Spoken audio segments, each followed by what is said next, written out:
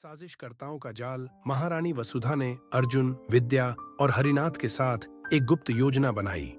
उन्होंने खजाने के कक्ष से जुड़े एक पुराने दरवाजे के पास झूठी अफवाह फैलवाई कि सुदर्शन ने पूछताछ में खजाने की असली चाबी के स्थान का खुलासा कर दिया है।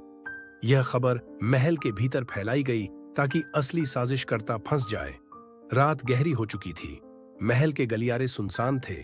अर्जुन और विद्या छिपकर खजाने के कक्ष के पास निगरानी कर रहे थे।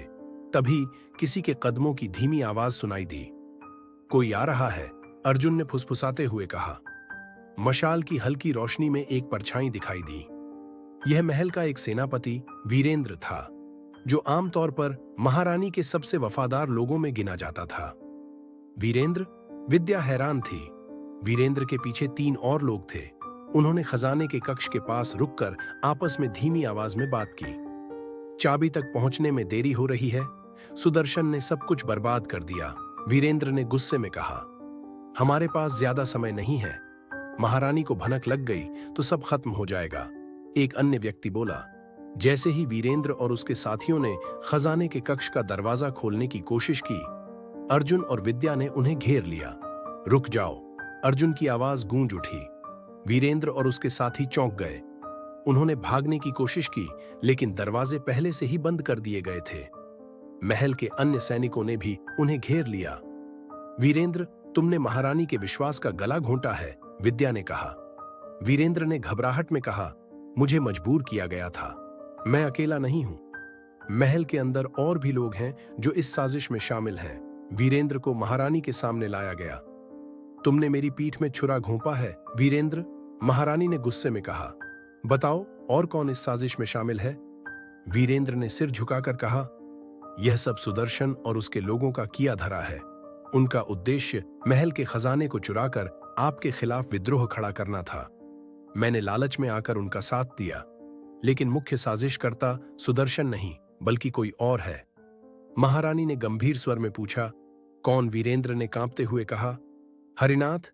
यह नाम सुनकर सभी स्तब्ध रह गए। हरिनाथ वर्षों से महारानी का सबसे वफादार मंत्री था। महारानी को यकीन नहीं हुआ। उन्होंने तुरंत हरिनाथ को बुलवाया। हरिनाथ, तुम्हारा नाम इस साजिश में लिया गया है, क्या यह सच है? महारानी ने पूछा। हरिनाथ ने शांत स्वर में कहा, महारानी, मैं निर्दोष हूं।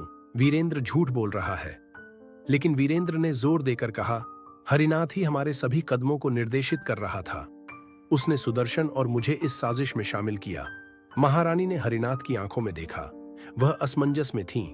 विद्या ने कहा, महारानी, हमें इसकी सच्चाई जानने के लिए हरिनाथ और वीरेंद्र दोनों की हर गतिविधि की जांच करनी होगी। महारानी ने सहमति दी। उन्होंने महल के गुप्त दस्तावेजों और सुरंगों की फिर से जांच का आदेश दिया।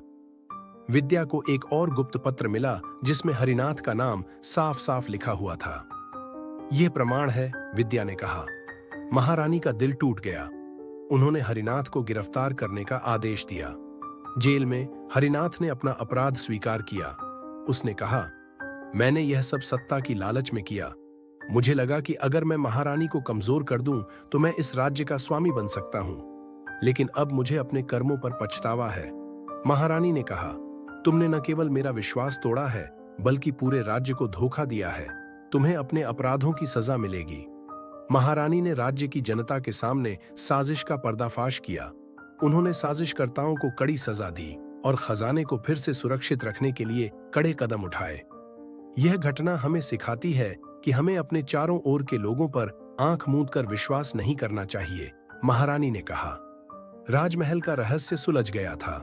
महारानी वसुधा ने न केवल अपने राज्य को साजिश से बचाया, बल्कि यह साबित किया कि उनकी बुद्धिमत्ता और साहस से कोई उन्हें पराजित नहीं कर सकता। अगर आपको यह भाग पसंद आया हो तो चैनल को सब्सक्राइब करें।